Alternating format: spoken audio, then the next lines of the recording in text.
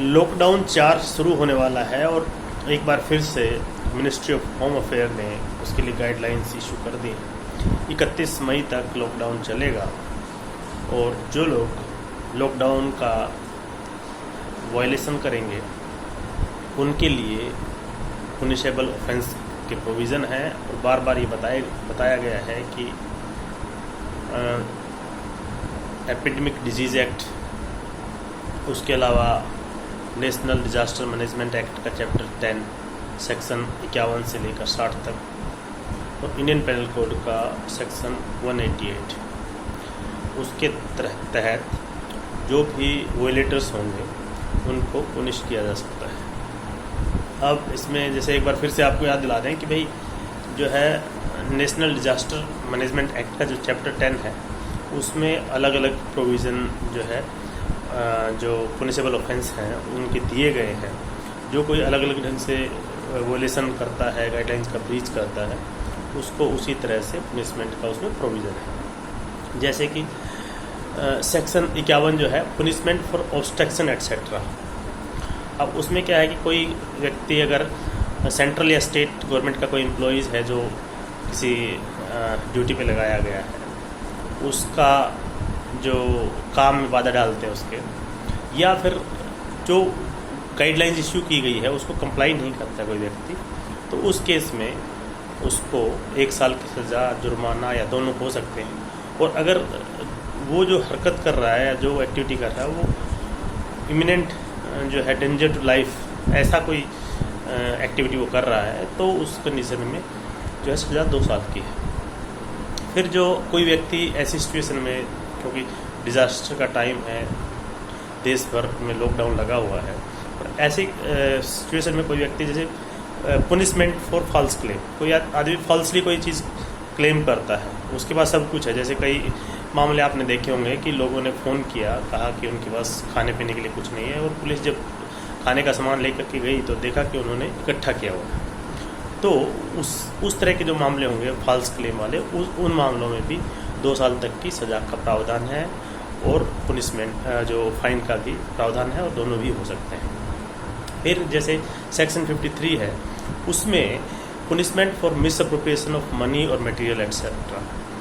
जो व्यक्ति, जैसे कोई व्यक्ति है, किसी को पैसा दिया गया है उस काम के लिए कि भाई आपको ये ऐसे राहत सामग्री ऐसे करना है, देना है, बांटना है, जो कुछ भी, संस्थाएं भी हो सकती हैं, व्यक्ति भी हो सकते हैं, तो अगर वो मिसअप्रोप्रिएट करता है पैसे का, तो उस कंडीशन में भी 2 साल तक की सज़ा का प्रावधान इसमें दिया गया है। फिर कुछ लोग जैसे कोई फॉल्स वार्निंग दे देते हैं, जैसे कोई ऐसा पैनिक क्रिएट करने के लिए कि यहाँ ये है, यहाँ वो है, तो ऐसी सिचुएशन में अगर ऐसा कोई फॉल्स वार्निंग है तो उस कंडीशन में भी 1 साल तक की सज़ा का प्रावधान नेशनल डिजास्टर मैनेजमेंट एक्ट में दिया गया है। इसके अलावा जो offence by departments of the government, अगर गवर्नमेंट के कोई डिपार्टमेंट भी अगर इस तरह के कोई ऐसे काम करते हैं जो कि ऐसा माना जाता है कि जो गाइडलाइन दी गई उनका वायलेशन कर रहे हैं, या जो उनको कहा गया है उसको कंप्लाई नहीं कर रहे हैं। जैसे कल मैंने एक वीडियो देखा, उसमें एक बैंक में पुलिस अधिकारी गए हुए थे और उन्होंने देखा कि बैंक मैनेजर जो है मास्क लगा करके नहीं बैठा है और लोगों से डील कर रहा है। ऐसी सिचुएशन में उनका बैंक जो बैंक में जा करके उस बैंक मैनेजर का ही पुलिस ने चालान किया। तो जो इस कंडीशन में जो फाइन या पनिशमेंट का प्रोविज़न गवर्नमेंट डिपार्टमेंट से संबंधित लोगों को भी पनिशमेंट और जो है फाइन झेलना पड़ सकता है। इसके अलावा जो failure of officer in duty और इस connivance at the contravention of the provision of this act, इसमें जो प्रोविज़न दिए गए हैं अगर कॉन्ट्रवेंशन में या उसको फॉलो नहीं करता है तो उसमें भी जो है 1 साल तक की सज़ा का प्रावधान है और फाइन का भी प्रावधान है। फिर जो है इसमें penalty for contravention of any order regarding requisitioning. अगर कोई व्यक्ति सेक्शन 65 में आगे दिया गया है, उसके हिसाब से अगर कोई व्यक्ति जो काम नहीं करता है तो उसमें भी उसके लिए 1 साल की सज़ा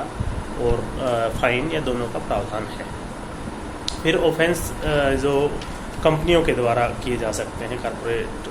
ऑफिसेज या जो पार्टनरशिप वाली फर्म्स हैं, एसोसिएशन हैं, उनके द्वारा भी अगर कोई जैसे कहा गया है किसी एरिया में कि आपको ऑफिस नहीं खोलना और वो ऑफिस खोल देते हैं, तो इस तरह की कोई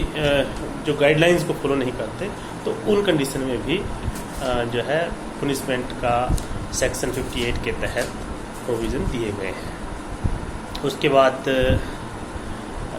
इसमें इस जो एक्ट में जो भी ऑफेंस है उसमें जो प्रीवियस सैंक्शन लेने पड़ते हैं सेंट्रल गवर्नमेंट, स्टेट गवर्नमेंट या अथॉरिटी, जो नेशनल अथॉरिटी, स्टेट अथॉरिटी या डिस्ट्रिक्ट अथॉरिटी है, उससे सैंक्शन लेने के बाद ही इस जो प्रोसिक्यूशन स्टार्ट हो सकता है। और कॉग्निजेंस ऑफ ऑफेंस भी इसमें कॉग्निजेंस जो है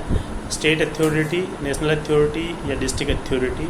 वो लेती हैं और उसके बाद ही कोर्ट में केस इंस्टीट्यूट किया जा सकता है। और कोई इंडिविजुअल लेवल पर जब करता है तो उस कंडीशन में 30 दिन का जो नोटिस पीरियड होता है उसके बाद उसको परस्यू कर सकते हैं। तो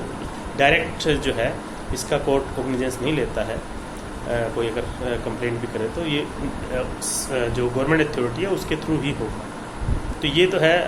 नेशनल डिजास्टर मैनेजमेंट एक्ट से संबंधित सेक्शन 51 से लेकर के सेक्शन 60 तक जो चैप्टर 10 में दिया गया है। इसके अलावा आईपीसी के भी सेक्शन 188 में यही दिया गया है कि जब सरकारी अधिकारी अपने या सरकारी कर्मचारी अपने